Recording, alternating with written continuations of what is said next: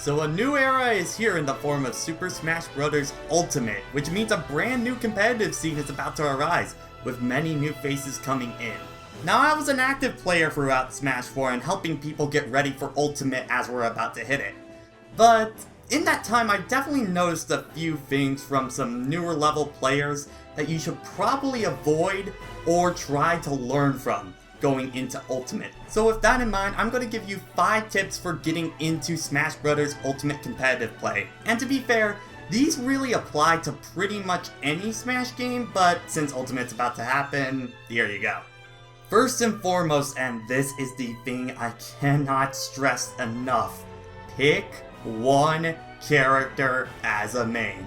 Now when the game first comes out, please enjoy the 75 soon to be 80 characters that we're gonna have in this game. It's kind of insane that we have this roster to begin with.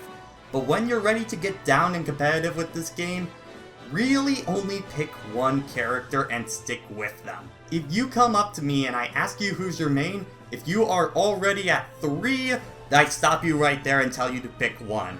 When you're playing with one character, one main, you are at 100% efficiency. You're taking in information from each game, you're learning it to that character, everything about the game relates to that character and you can use that information in the future.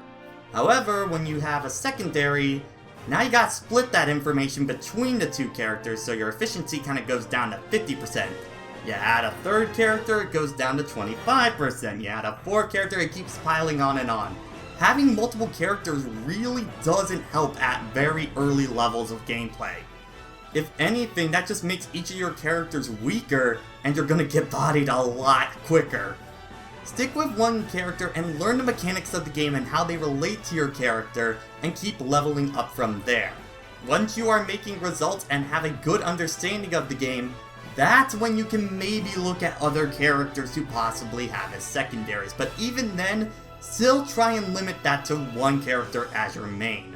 There is the argument of picking characters for counterpick matchups and stuff like that, but I'm gonna be real with you, that only really applies at the highest level of gameplay. When you're just entering a competitive scene, if you're not winning against one player consistently, it's not because of the matchup, it's frankly, and I know this sounds harsh, but you're not good enough to beat them yet. Learn that character in that matchup and that will gain you tools for several other matchups to help you even more. And on that note, if you have a pocket high tier character and switch to them second round, that usually can actually be a bad thing to do. If the player you're playing against is much more skilled than you, and you played a mid tier going to a high tier, you basically just picked a character they know a lot more how to fight and you're not as good as them, so it's not gonna help you in the long run. Now in friendlies and stuff like that, of course, feel free to play any character. In fact, knowing characters on a basic level can help you in their matchups know what their options are and if they're limited or not. But when you're going into a tournament, please have one designated character to go with. It's going to help you so much in the long run. And as far as tier lists, here's the thing. It only really applies at the highest level of gameplay, and where you're probably at starting Smash Ultimate is not the highest level of gameplay, so feel free to pick any character you want. Unless if you're like bottom 3 in the game, then maybe pick someone else. Which kinda leads on to number 2. Play friendlies for the knowledge, not for the win. I've seen a lot of my students get so worked up in friendlies on trying to win one game, and then really only focus on the fact that they won that one game, and not really take any of the knowledge that they learned from the friendlies into a match. If anything, all they do is just focus on the fact that they won, and that inflates their ego, which makes them actually play worse. In friendlies, it's a safe environment to learn and experiment with. You can try going for crazy edgeguard setups or stuff like that, and if it doesn't work, then it doesn't work and you know not to do that anymore. But if it does work, then you have a new tool to work with in your kit. Friendlies are a testing ground, and you want to treat them like that. It's a safe environment outside of the tournament to use at your advantage. Don't focus so much on that win because it doesn't really count. And frankly, if you're boasting that you won in a friendly, it kinda makes you look like a scrub, not gonna lie. Point number 3, practice tech that you will actually use in a tournament. This definitely applies to games like Melee a little bit more, but with the more tech skill added into Smash Bros. Ultimate, it's gonna apply here as well. Certain characters benefit from certain techs a lot more, so you don't want to practice a tech that your character is not going to use, or is really inefficient in an actual game match setting.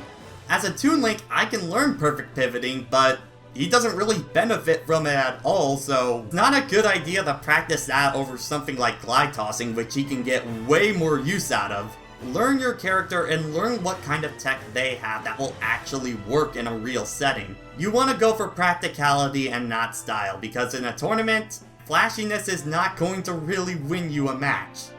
Number 4, watch your mentality and your salt level. This does apply for online matches, but it really applies for a local tournament setting. I see so many people either get way too excited when they get a stock, and then have their mentality basically crushed because they get way too cocky, or they give up too early in a situation where they could have honestly won that match. Look, here's the thing. Smash Bros. Is a very unique fighting game in the fact that your stock can be gone in an instant. One bad recovery or one missed tech and that can be the stock right there, so never count yourself out. And here's also the thing. Certain playstyles really feed on how the other player is feeling. If you're showing active signs that you're getting frustrated or stuff like that. For example, as a Toon Link, I see so many people get frustrated, and they show me that throughout a match, and then I can just feed on that and beat them even easier. Have a level head throughout a match. It's a hard thing to learn, but just practice on it and keep patient and calm and focus on the moment-to-moment action in a match.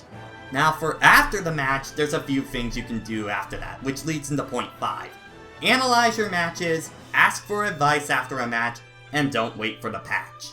If you were on stream, or you can save the replay of a match, watch it back and analyze a situation. Where a character might seem overpowered in a situation, there might be another option that you can honestly take advantage of, and now you can use in a future match. While in a match, you're maybe not thinking of these things, but afterwards, hindsight is 20/20, so now you can take that into the next tournament. If a player is clearly better than you in a set, you can ask them for advice after the match. They probably were able to pick up on some habits that you were doing throughout, and then you can learn from that. It's not a be-all, end-all thing, but it's a little bit of information. And, oh boy, waiting for the patch mentality. This is something that plagued Smash 4 pretty bad in its early life that I noticed from a lot of people. And even now I could see as a big problem heading into Ultimate. People have a mentality that they don't want to practice a matchup because the character is deemed too good and just want to wait for them to get nerfed. Which is honestly a really, really bad mentality to get into. See, here's the thing, if anything, you want to practice that character when they're at their best. That way, when the patch happens, you can beat them even easier at that point. For example, let's take Cloud or Bayonetta. You don't want to fight them in Smash 4 and just think in Ultimate you'll suddenly win that matchup. No, if anything, it's gonna be even worse when you lose to them after the patch, and then what happened? You spent that entire time focusing on nothing. You didn't improve at all from it, you didn't learn anything, you're just in the same situation again. Always keep improving, the meta is always changing. You can find an answer for a situation if you work hard enough. And if anything, if you can prove you can get around it, that's gonna make you a stronger player in the long run. So there you go, there are 5 tips I recommend for you heading into Ultimate. This is very basic overview kind of stuff. You're gonna have to put in the work yourself, but these are some things to watch out for as you're getting into competitive play. This is kind of a new thing I'm doing, so if you like it, let me know, and I might do a few more of these in the future. As far as Ultimate goes, if you want to know a bit more, well, I'm going to be streaming the game a lot on Twitch and helping new players as we go along, so follow me over there. And we're going to be starting a new online tournament series called Dare to Fight. If you want tournament experience and aren't quite comfortable of heading to an actual tournament yet, this is a good place to get started. Anyway, happy smashing.